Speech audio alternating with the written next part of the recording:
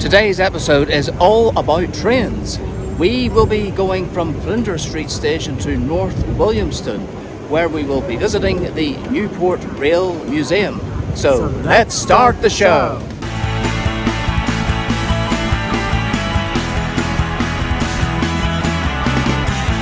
So to get onto the train, we need to use a card that we bought. Now, in a previous episode, we did call it a Mickey card, but on the tram, the electronic voice lady said My Kai. So here it is, and we just tap to get in.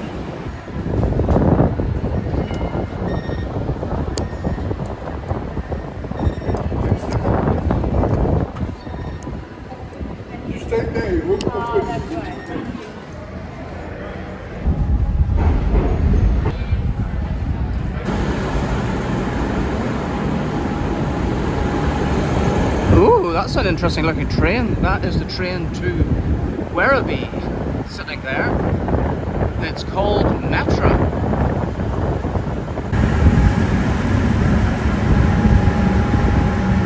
Well, Paul seems to think that it is this train, so I guess we could just get on board.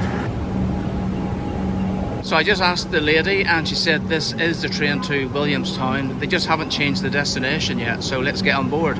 She even said that it was even early for her, so we've got a few minutes before it leaves.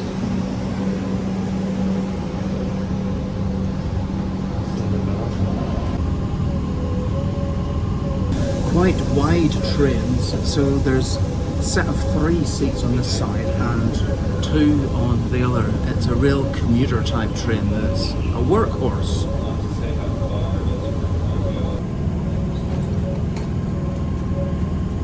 Shortly, passengers that wish to get to Werribee, please change at Newport for your reconnected service. Thank you.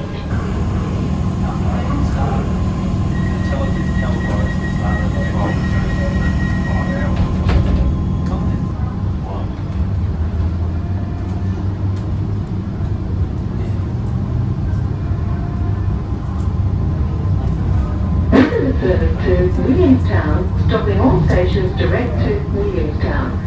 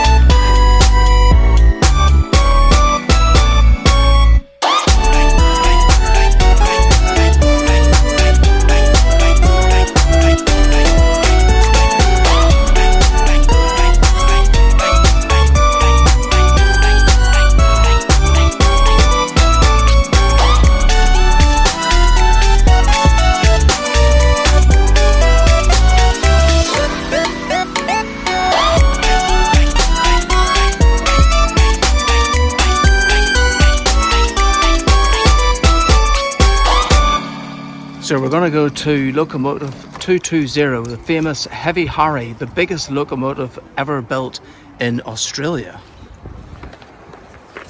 The guy was very helpful at the reception and he's given us this leaflet.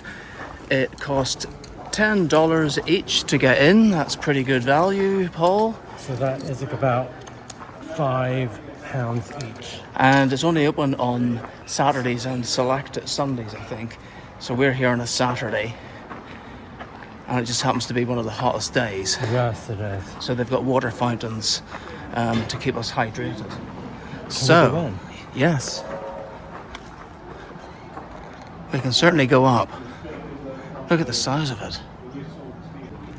So let's take a walk up here. Number 220.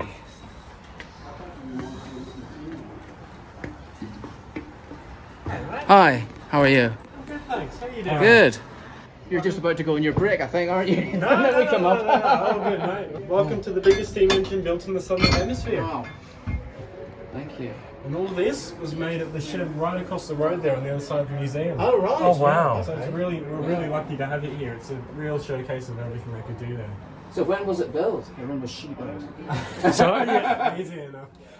This was built, it was conceptualized around the 1930s. Uh-huh. The thinking was these were going to be built for the Overland, which is the express train between Melbourne and Adelaide. So, and part of that route there is the climb through what's called the Adelaide Hills, which are really, really twisty, steep tracks. So you couldn't have just a conventional express train. Right. It's something that's also got power as well as speed, which has yeah. resulted in this configuration of a massive boiler on relatively small wheels.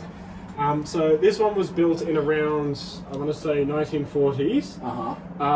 And then the World Wars broke out, World War II. So this ended up being a bit of an orphan or one of a kind. I see. They had another two planned, but that was put on hold after the war, and then the diesels came along.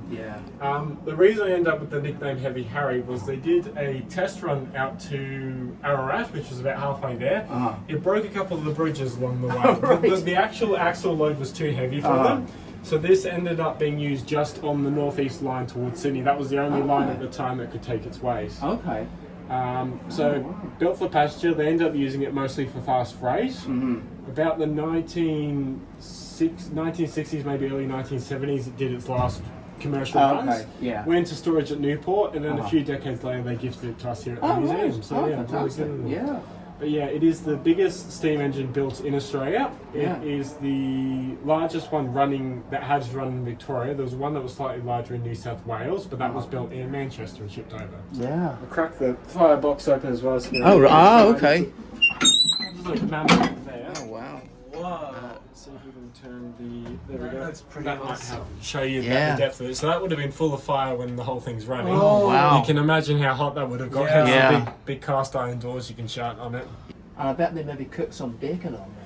Oh, I'd imagine I probably would have done fireman's breakfast. Yeah. Breakfast, that's exactly it, man, yeah. Key stuff for the driver's all in the corner here. So his chair's down there. You're welcome to have a seat in there if you want, mate. Oh yeah, I'm tired. Why don't you get the experience of what it would have been like. So you got your throttle lever here, which is the big one that does everything. Open it up a bit. More steam goes through to the cylinders.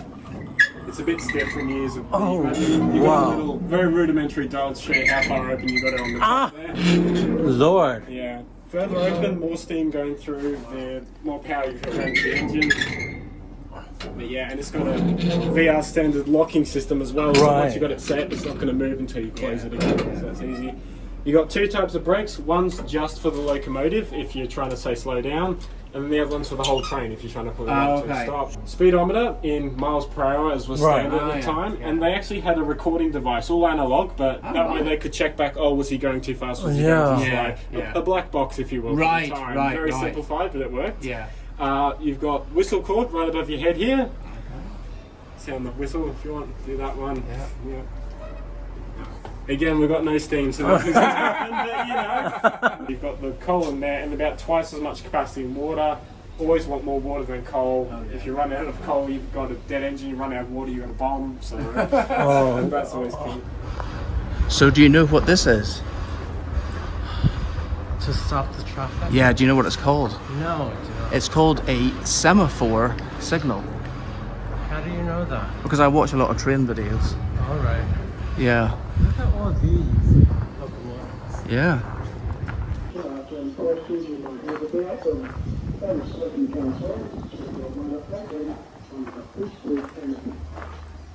There's also a limit that we do have 50,000 both on the side of the station building and the side of the carriage.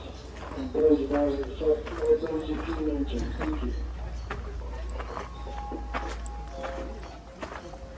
This one here kind of reminds me of the New York City subway, doesn't it? It's got that same sort of metallic frame, and you've got these strap hangers as well. Look at this blue one. This one's quite interesting.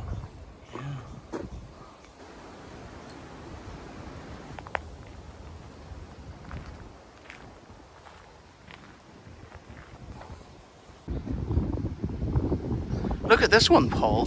Dobbs and Company, Glasgow Locomotive Works. So this one's come all the way from Scotland.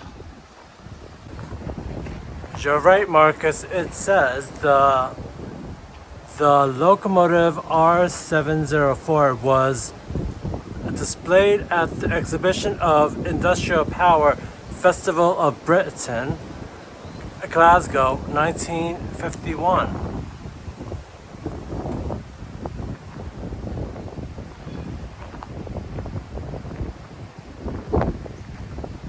So this train would have gone to St Kilda.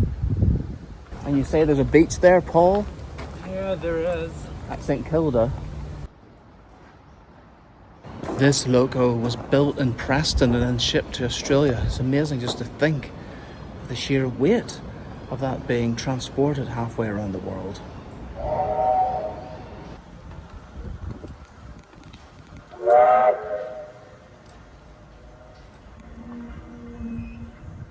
Sit in the driver's seat. Yeah. I am going to sit on the fireman's seat. Ooh. Well, how do I work this? I think it would just go round and round. I don't think I would mess around with any of this other stuff. But I think the other guy said up and down, right? It does take a certain amount of pressure to move some of this stuff. It would probably have been more oiled back then, I suppose. But it would still be an incredibly difficult job. Oh, it's so hot today. I think I could just sit here the whole time. I think it's time to go.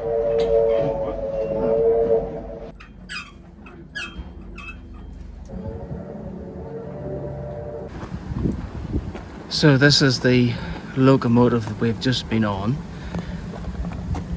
This was built here at Newport Workshops. Oh, all right. Yeah, yeah. In circulation from 1951 to 1966. So not a long time at all, because of course that was getting towards the end of the steam period. Although it does say here that although Victorian Railways ordered one further class of steam locomotive, the J class, those locos were built by the Vulcan Foundry in Lancashire, England.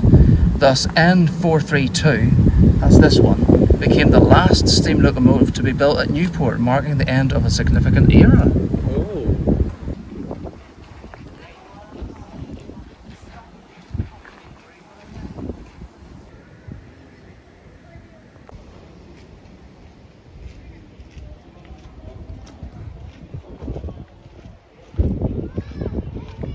This is the Gerald AD.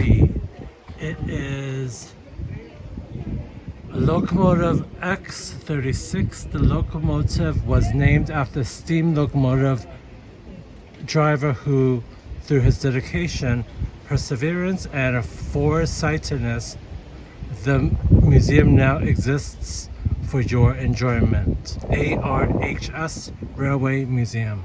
This is why we're here, because of Gerald AD. That's a pretty important thing to remember. So we do owe this museum to Gerald AD, and we thank you for your dedication and perseverance and foresightedness. Otherwise, this museum wouldn't exist. So thank you. So now let's go in if we can, or not.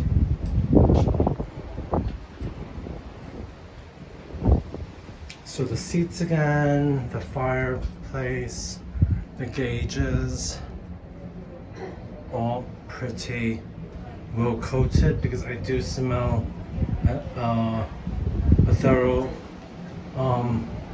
coat of paint.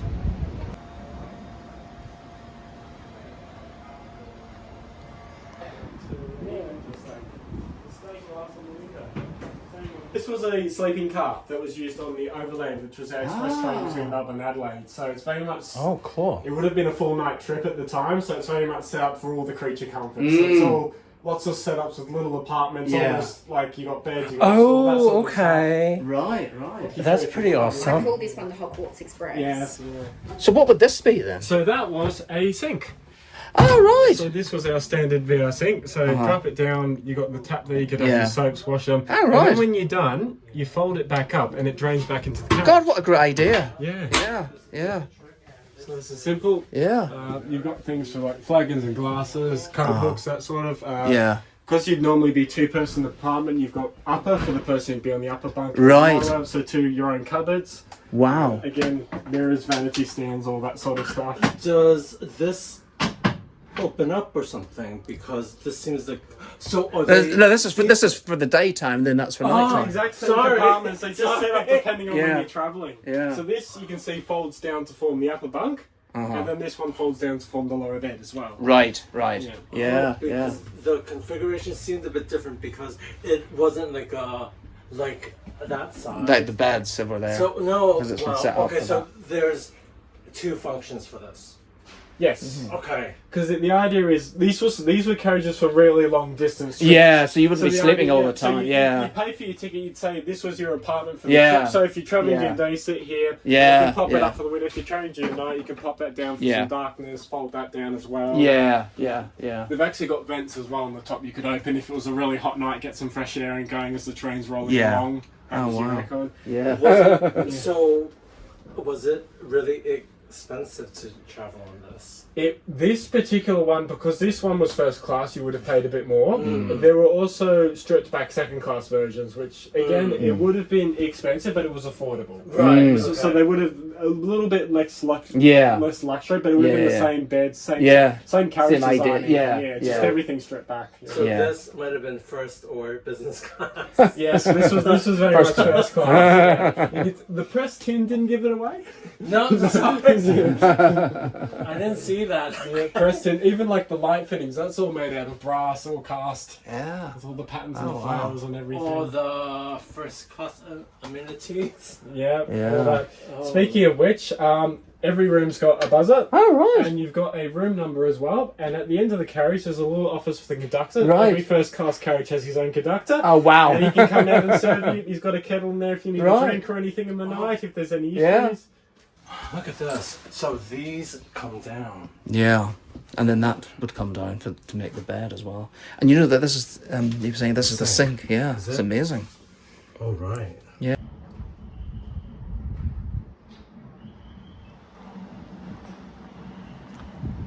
I think it is pretty awesome that they say VR, standing for Victoria Rail. So this is the suburban tank locomotive D4268. It was built in 1910 and it was withdrawn in 1960.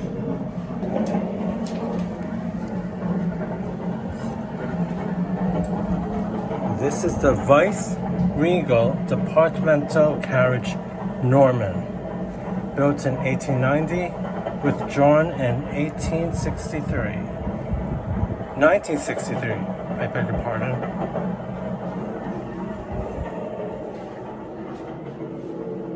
This is the K class.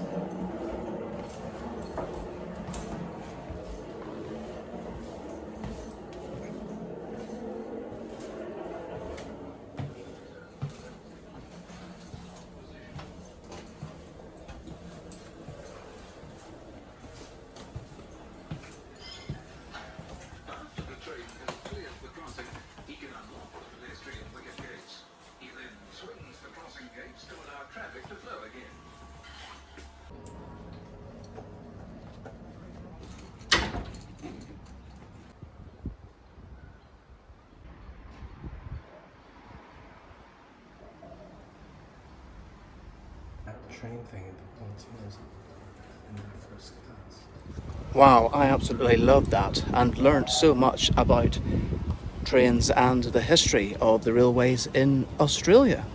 Yeah, it was very, very fascinating. I think that we've seen a lot of incredible locomotives that have a lot of history. So yeah, we do really hope that you enjoyed today's episode. For those of you that have liked today's episode, give us a thumbs up. For those of you that haven't subscribed already, hit the subscribe button. And for those of you that want to leave a comment, please do so as well. And if you'd like to buy us a coffee to help us along the way, there is a link in the description. Well, today has been a really good episode, don't you think? We'll see you next time. Bye. Bye-bye.